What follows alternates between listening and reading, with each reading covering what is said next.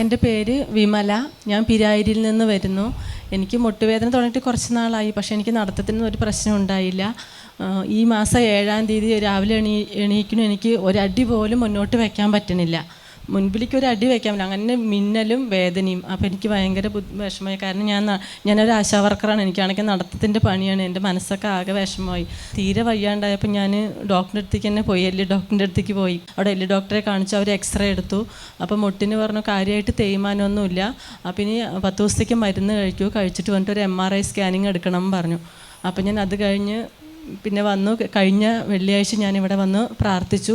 അപ്പോൾ താഴത്തെ കുറേ സ്റ്റെപ്പ് ഉണ്ടല്ലോ, അതൊക്കെ കയറി ഫസ്റ്റ് സ്റ്റെപ്പ് കയറുമ്പോഴത്തേക്കും ഞാൻ പറഞ്ഞിട്ടുണ്ട്, ഈശോയെ ഞാൻ എൻ്റെ മുട്ടുവേദന വെച്ച് ഞാൻ ഇത്രയും സ്റ്റെപ്പ് കയറുന്നുണ്ട്.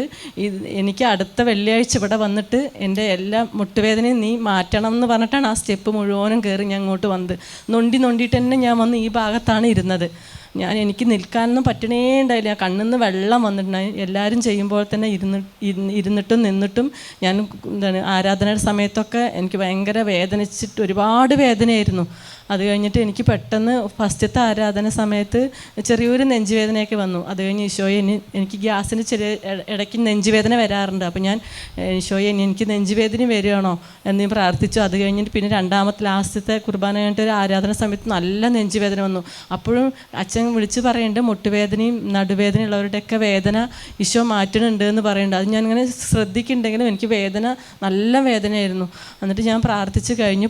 ഞാൻ തല കൈ വെച്ച് പ്രാർത്ഥിച്ചു. അച്ഛനോട് പറഞ്ഞു ഇങ്ങനെ മുട്ടുവേദനയുണ്ട്, കുറച്ചായി ഞാൻ ഡോക്ടറെ കാണിക്കുന്നുണ്ട്, മരുന്ന് കഴിക്കണമെന്നൊക്കെ പറഞ്ഞു. അച്ഛൻ പറഞ്ഞു നിനക്ക് സ്തുതിക്കുന്ന സമയത്ത് നെഞ്ചുവേദന വന്നോ ചോദിച്ചു. അപ്പോൾ എനിക്ക് നല്ല നെഞ്ചുവേദന വന്നിരുന്നു. അത് നിന്നെ ഈശോ സൗഖ്യമാക്കിയിരിക്കണോ പറഞ്ഞു. അപ്പോൾ ഞാനത് സമാധാനത്തിൽ ഈശോയെ നന്ദി പറഞ്ഞിട്ട് എനിക്ക് കരച്ചിലും വന്നിട്ട് ഞാൻ അങ്ങനെ പോയി. വീട്ടിൽ പോയി വൈകുന്നേരം ആകെ ഞാൻ ഒരു ഇതുണ്ട്, കാരണം വേദന മാറി അങ്ങനെ ഒരു അങ്ങനെ വരികയാണ് എനിക്ക് ഇടയ്ക്കിടയ്ക്ക്. രാത്രി ഞാൻ നന്നായി പ്രാർത്ഥിച്ചു. പിന്നെ അന്ന് അലാറം വെച്ച് 3 മണിക്ക് എഴുന്നിരുന്നിട്ട് പ്രാർത്ഥിച്ചു. പിറ്റേ ദിവസം രാവിലെ എണീക്കുന്ന എനിക്ക് നടക്കാൻ ഒരു ബുദ്ധിമുട്ടുമില്ല.